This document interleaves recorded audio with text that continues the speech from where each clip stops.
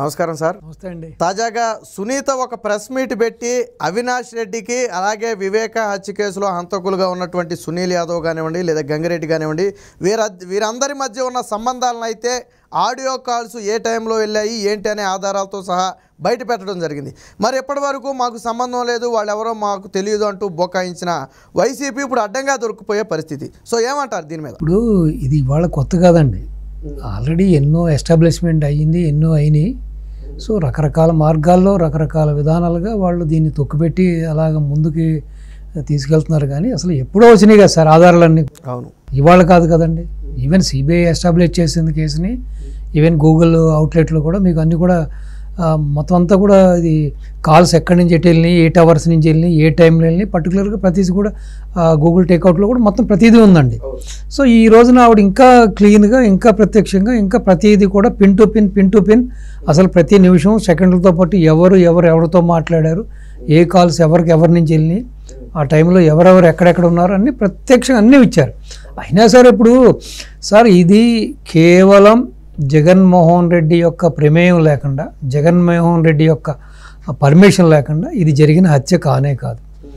ఇంతగా అతను బాహాటంగా కూడా ఇంతగా ఇన్ని ఆధారాలు ఉండి కూడా ఇంకా బొకాయిస్తూ, ఇంకా జనాల్ని మభ్యపెడుతూ, ఇంకా ఆడబిడ్డని సునీతమ్మని క్షోభకు గురి చేస్తున్నారంటే కేవలం వీళ్ళ ఇన్వాల్వ్మెంట్ ఉంది కాబట్టి.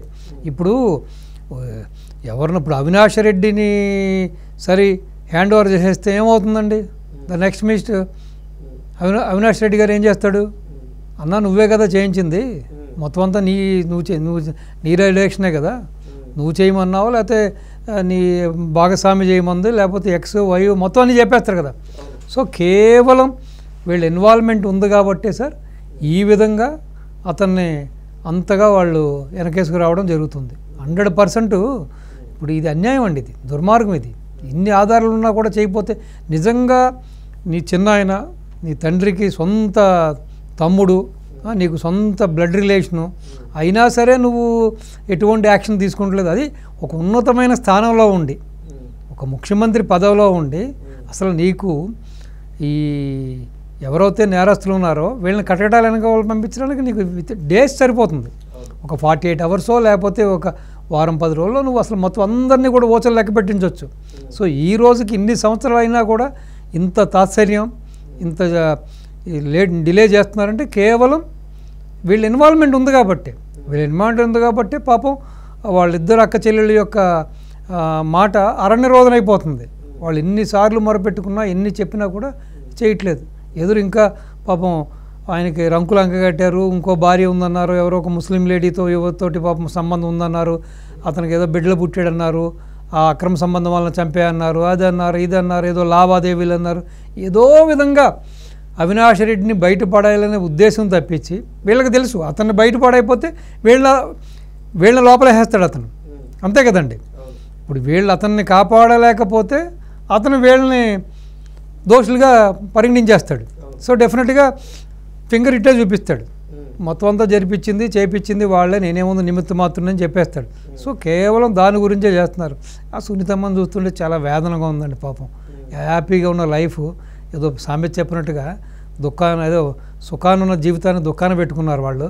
భార్యాభర్తలు ఇద్దరు అమెరికాలో మంచి లావిష్ లైఫ్, మంచి క్వాలిటీ లైఫ్, మంచి డాక్టర్స్గా మంచి లైఫ్ లీడ్ చేస్తూ పాపం కేవలం తండ్రి మీద తల్లి మీద ఉన్న ప్రేమానురాగాలకు కట్టుబడి అన్నీ త్రుజించి ఇండియా వచ్చి హ్యాపీగా తల్లిదండ్రితో గడుపుదాం అనుకున్న వాళ్ళకి చివరికి కడుపు క్షోభ మిగిల్చారు ఈ దుర్మార్గులు.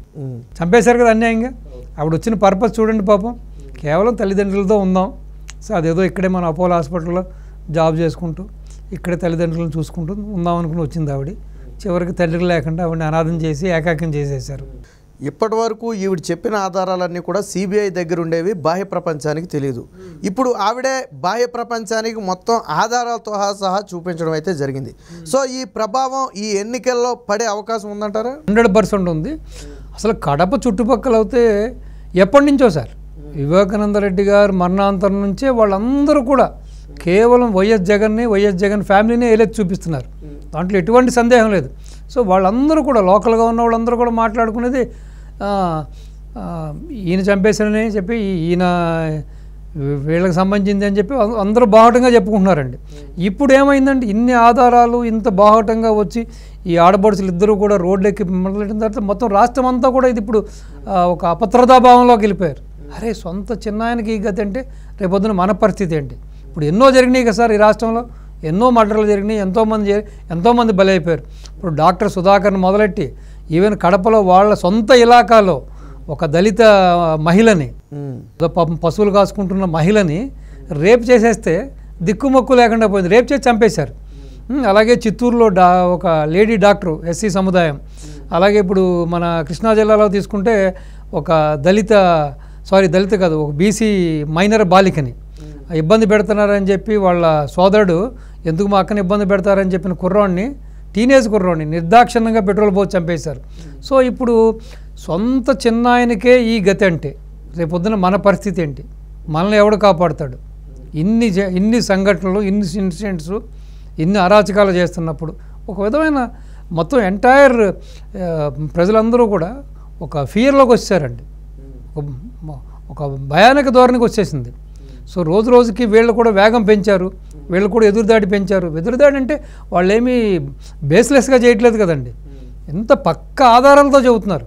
అయినా సరే నువ్వు కనీసం అరే మన చిన్న ఆయనకి ఇలా జరిగిందంటే కేవలం మీ ప్రేమే ఉన్నట్టే సార్.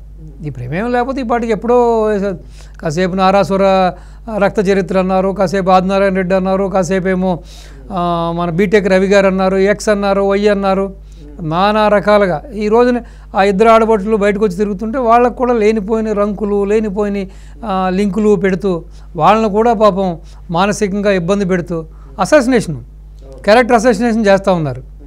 అంటే ఇప్పుడు జగన్మోహన్ రెడ్డి ఇప్పటి వరకు మీ కడప ప్రజలకు తెలుసు, ఆ దేవుడికి తెలుసు ఎవరు చంపారని చెప్పి ఒక మాట మాట్లాడాడు. మరి ఇప్పుడు ఎవరు చంపారు అనటానికి సునీత స్పష్టమైన ఆధారాలను ప్రజల ముందే పెట్టింది. మరి ఇప్పుడు సునీత మాటలకు జగన్మోహన్ రెడ్డి సమాధానం చెప్పాల్సిన అవసరం ఉందా లేదా? సార్ ఒక బాధ్యతాయుతమైన పోస్ట్లో ఉన్నప్పుడు ఒక సీఎంగా the custodial guardian of state, even Sunitha కాదు, సునీత చిన్నాయన కూతురు, ఎవరు అడిగినా కూడా సమాధానం చెప్పాల్సిన బాధ్యత, కర్తవ్యం, కనీస కర్తవ్యం ఆ వ్యక్తికి ఉంది, చెప్పాలి. సో ప్లస్ అది కూడా కాదు, నీ సొంత బ్లడ్ రిలేషన్, సొంత ఫ్యామిలీ మెంబర్స్, వాళ్ళ రోదన అరణ్య రోదన కింద మిగిలిపోతుంది. నువ్వెందుకు సమాధానం చెప్పు? ఎందుకు వాళ్ళకి న్యాయం చేయవు? అంటే నీ ఇన్వాల్వ్మెంట్ ఉంది కాబట్టే కాదు సార్. ఇప్పుడు ఇన్ని ఆధారాలు, ఇప్పుడు మీటింగుల్లో ఏం చెబుతున్నాడు ఆయన, భగవంతుడికి తెలుసు, ప్రజలకు తెలుసు, హత్య చేసిన వాళ్ళు బయట తిరుగుతున్నారు, అది నీకు కూడా తెలుసు, భగవంతుడికి తెలుసు. భగవంతుడికి తెలియదు, భగవంతుడికి అన్నీ తెలుసు, నీకు తెలియదా? నువ్వు చంకరహేవి తిరుగుతున్నావు కదా, అతన్ని కాపాడుతూ చంకరహేవి తిరుగుతున్నావు కదా. మరి ఇప్పుడు ఇన్ని చెప్పినప్పుడు కూడా నువ్వు కనీసం యాక్షన్ తీసుకుంటలేదంటే 100% సార్ వీళ్ళందరూ తోడుదంకలండి. అవినాష్ రెడ్డి, జగన్మోహన్ రెడ్డి, ఎక్స్, వై ఎవరైతే దీంట్లో ఇన్వాల్వ్మెంట్ ఉన్నారో వీళ్ళందరూ కలిసి చేసిన బ్రూటల్ మర్డర్ ఇది. వీళ్ళందరూ కూడా ఆయనని అడ్డు తొలగించుకోవడం కోసం, ఆ ఎంపీ స్థానానికి పోటీ చేయకుండా ఆయన అడ్డు తొలగించుకోవడం కోసం రాజకీయంగా వీళ్ళకి ఒక ప్రత్యర్థి, ఒక బలమైన ప్రత్యర్థి లేకుండా కనీసం నీచ ఉచ్చాలు మర్చిపోయి సొంత బాబాయ్, తండ్రి తర్వాత బాబాయ్ అని కూడా జ్ఞానం లేకుండా వాళ్ళ రాజకీయ కాంక్ష కోసం, వాళ్ళ పదవుల కోసం నిర్దాక్షిణ్యంగా చంపేశారు.